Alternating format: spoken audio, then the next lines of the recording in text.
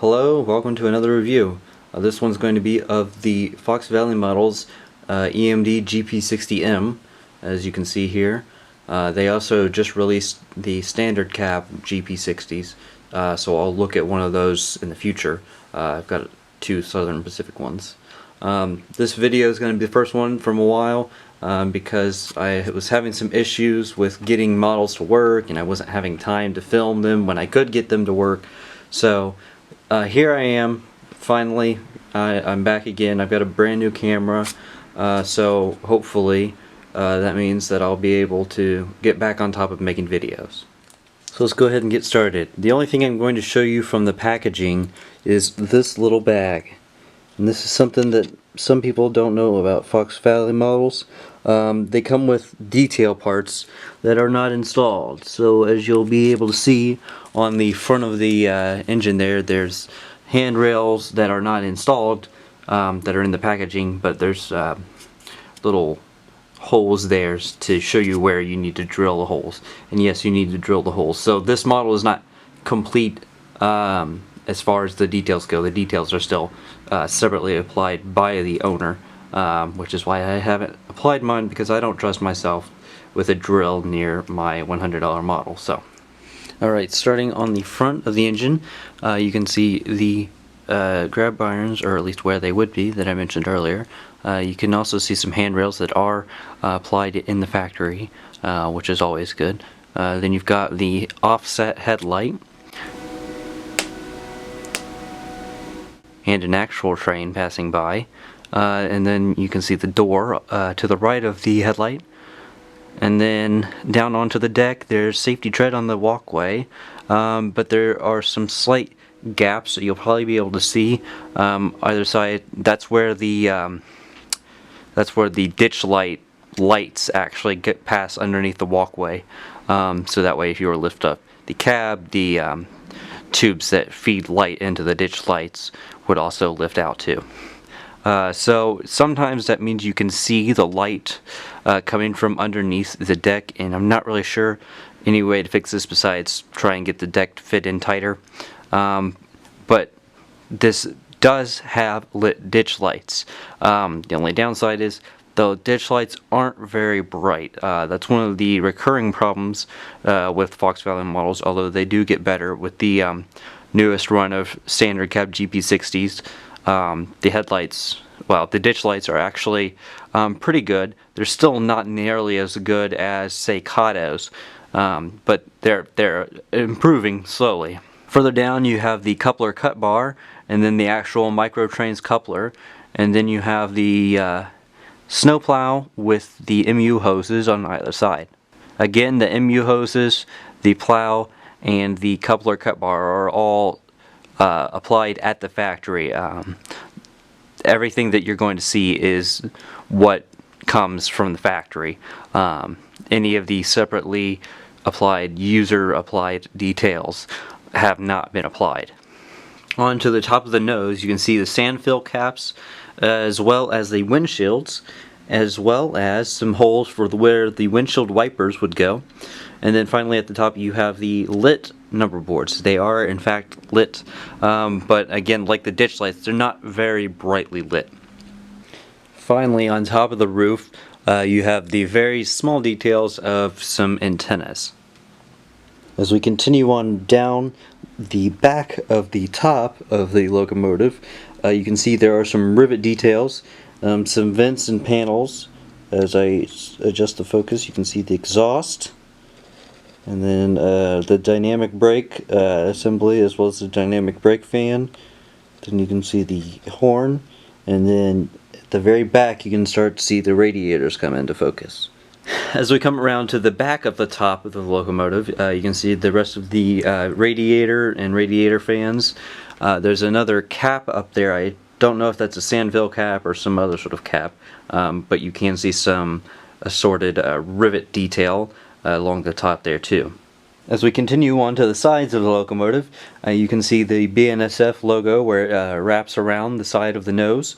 You can see some doors and the vents on top of the doors there on the side, just below the number 116. All the printing on this logo is pretty sharp, in fact very sharp. I have a macro lens on this camera, so that's why I'm having to adjust the focus so much, because it's so close to the model. But that does allow me to show you extreme close-up shots of this model. So, and then above the number you have the windows there, very nicely detailed. You've got nice painting on the windows. You've got the two recessed windows, the sliding ones, and then you've got the forwardmost window that's actually fixed in place.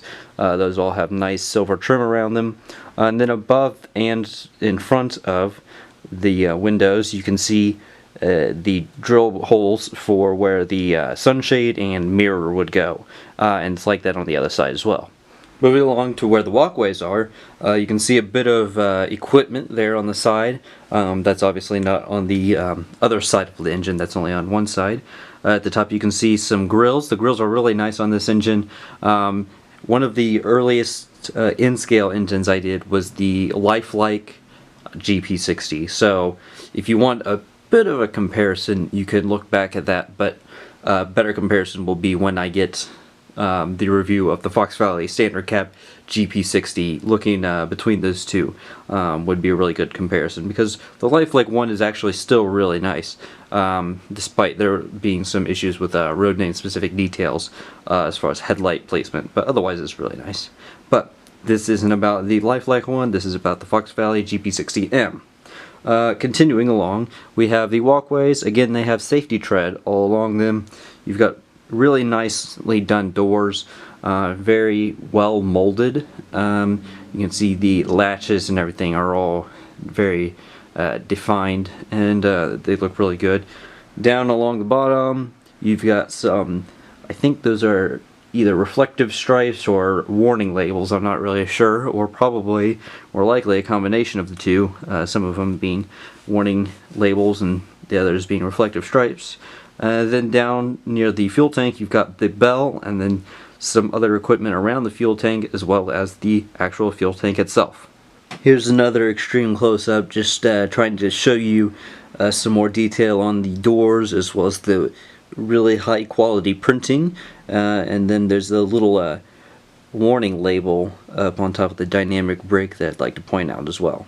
Finally, coming around to the back end of the walkways, you can see the little yellow stripes that actually are on the walkways move back onto the actual side of the body, as you can see there. I'll get a different angle once we turn around to the side. But then you can see also the rear truck. The trucks on this are really nicely done. They're not anything extremely crazy, but they look really good. Then up at the top you have some vents for the radiators and then the fans, as previously mentioned. Along to the back you can see the little step down there on the very left, where I mentioned the stripes moving from the sill to the actual body, and where they wrap around the back of the locomotive. You can see another angle of the rear truck, as well as the actual steps and rear pilot on this engine. There's also more MU hoses here and a coupler cut bar. The rear couplers there as well, obviously. The handrails that are back here are also really nicely done, very sturdy, pretty sturdy compared to some of the other brands. Then continuing up, you've got the little Burlington Northern Santa Fe logo, with it fully spelled out on the sort of Santa Fe style cross logo. You've also got more drill points for where you would install the grab irons. And then continuing up you have the painted on numbers. They're not actual number boards, they're just painted on. Let me just focus here. There we go.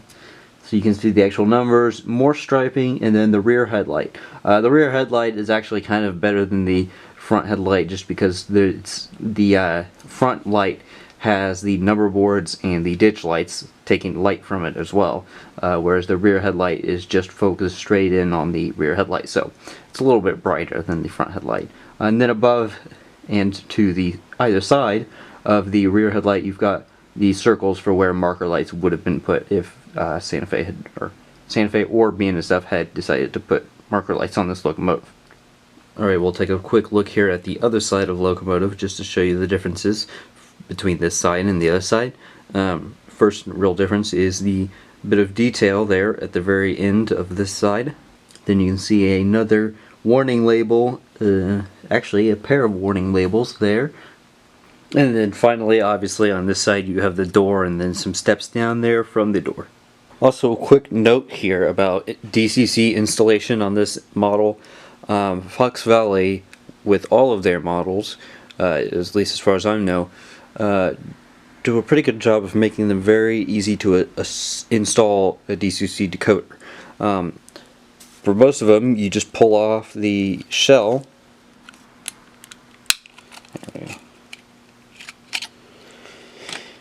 and then you can see there underneath the headlight, or at least on this end of the tail light, there's a small board here, and this is the DCC chip. So when you buy one of these, there will be a small board in there, and this is the TCS chip that is made to fit in here. I'll put the actual model on the screen. I don't know what it is off the top of my head. But then there's just a little socket there underneath the board that you just install it into. And it makes it very easy, and all of Fox Valley models that I'm aware of use this same system. And once you have the decoder put in there, all you have to do is just drop the shell back on. And then, in my case, put the fuel tank back on. Alright, let's put this back on the track just to show you the headlights. This is on DCC, so I can turn the lights on and off if I put in the right number. There we go. So you can see that the ditch lights are in fact lit if you look closely, but they are not very bright. You can actually much more easily see the number board lighting. And then obviously there's the headlight being lit. And then here on the back side you can see the tail light lit as well. And you might be able to notice, I'm not entirely sure, but you might be able to notice that it is in fact quite a bit brighter than the headlight. Alright, the only thing left to do is give it a run. Here's one speed step. You see it does move smoothly at one speed step. Not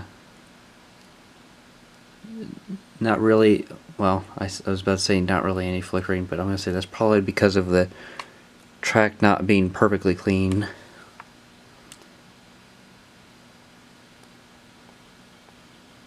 As I speed it up here, that's at 10 speed steps.